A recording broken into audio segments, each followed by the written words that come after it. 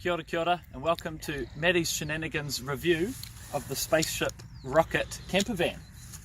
If you come this way, we've got the driver's seat. Now, I won't spend too long on here, I'll just zoom right through it. You've got your standard steering wheel, that's quite essential for driving. But the unique thing about these vehicles is their column shift, which is normal in America, but in many other countries, including Europe and Oceania, we use the center stick shift, but this is column, so you can get used to that. It is automatic, so it's easy enough to drive. A couple of things that you get, just to cover quickly: pack of cards and a pocket toilet. That comes in quite handy. So those are a couple of little extras. If you move into the center here, you've got a stereo, which is really good. That comes with an auxiliary cord so that you can play all your music, and there's plenty of room for charging equipment and resting things down there. Make sure you bring a USB cigarette lighter port so that you can charge your stuff from there, because that's the only way that you can charge things inside the vehicle, because there's no other way. So when you're driving, make sure you have all your essentials plugged in: phones, cameras, and that sort of thing. That's pretty much it for the driver's side. We can take you around the front of the vehicle now. Can it?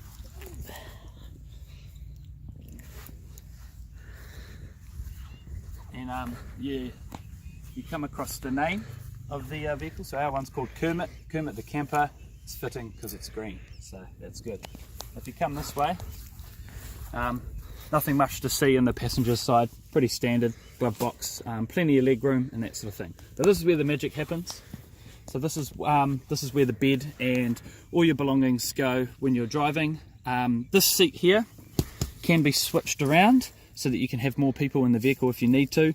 However, most people, I would assume, would be just traveling by themselves or with someone else, no more. So just bang that back, swivel it around so you get plenty of room. Move the seat forward, and then this is where the bed happens. So first of all, underneath, you've got a storage bin, plenty of room for bags and that sort of thing. So we've dumped our bags in there. This is where the bed is. Usually that would close a little bit more, but I've just thrown it in there for now. You move this thing and you pull these out. Okay, and then this thing here is essential because this is part of the bed and it's also a table. So this goes on here like this, rests in there. This goes on top like that. If you come around the back here, we'll skip this part here, put all this away for now. Bring this down, put that around, and voila, there is your bed. Alright, it comes with linen, pillowcases, 2 pillows, only 1 duvet. Now, as you can tell, I'm quite rugged up. It's only April here in New Zealand, but it's already cold enough that you'll need more than 1 blanket, especially if you're doing the South Island. So that's something I recommend getting. There's a couple of extra blankets. We've just dumped them down there like that. Now, if you want to see the bed properly in action, I'll remove this bag so that you don't get any lift. Bring this down. It sits nice and flat. You got 2 pillows up the back. Now, something I like to do, because I am 6'4", it's quite hard to fit in here. This passenger seat can act as a bed lengthener. So I just bring this down like this. Bring it down. I'll put that on top.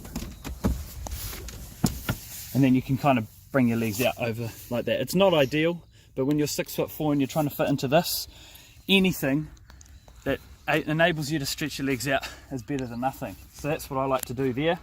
So that's the sleeping arrangement. So you got 2 pillows, bang your blankets on there, and it's relatively comfortable, no issues. So we bang this back up and get rid of this. Alright, cooking facilities, the next most important thing. You come around here, so this is where the multi-purpose board comes in handy. Pull these out, much like the bed. Put this on there like that. Ready, got a table. Lift up this other boom box here. Boomfa, look at that. All the cooking facilities you need.